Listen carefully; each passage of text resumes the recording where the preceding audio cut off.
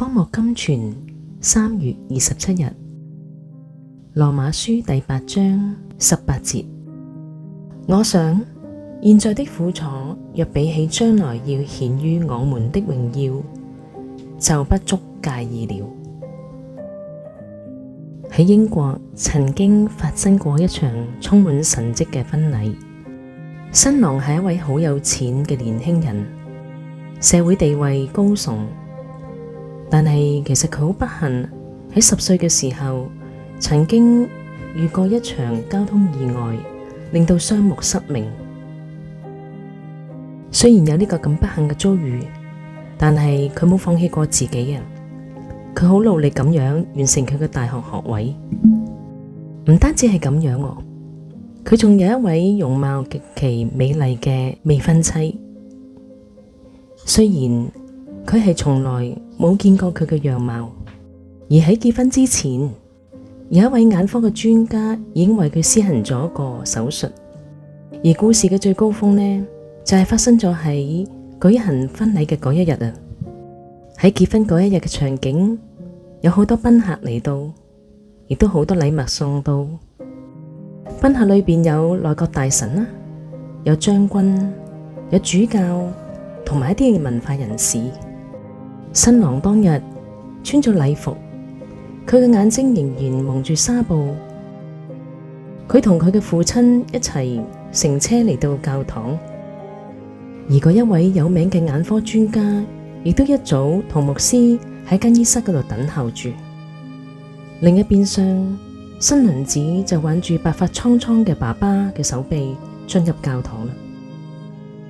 佢嘅情緒非常之激動，甚至唔能夠講到任何嘅說話，因為喺佢嘅內心深處一直喺度想住，究竟佢嘅新郎今日能唔能夠恢復返佢嘅視力呢？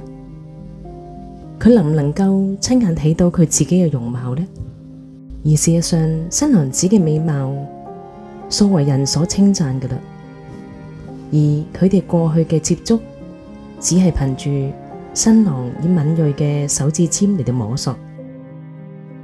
當新娘子步入聖壇嘅時候，整個教堂彌漫住柔和嘅音調，佢嘅眼目冇離開過佢所關心嘅人同埋事上邊。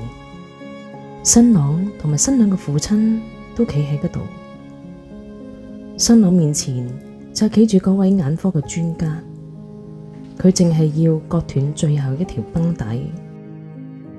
新郎向前跨進咗一步，好似如夢初醒咁，仍然有啲迷惘不知所措咁樣。玫瑰色嘅光線穿過教堂嘅彩色玻璃，照咗喺佢面上邊。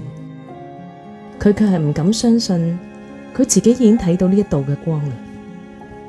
新娘子就話：佢終於睇到啦。新郎低下頭，莊重咁回應：係啊，終於睇到啦。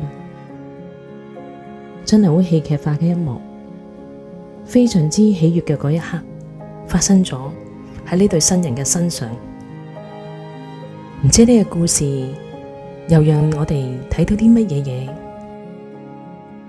其實佢正係默示我哋將來喺天堂實際嘅情景。當基督徒經歷咗人世間嘅試煉同埋憂傷，佢將來一定會面對面親眼咁樣睇到耶穌基督。願神祝福你。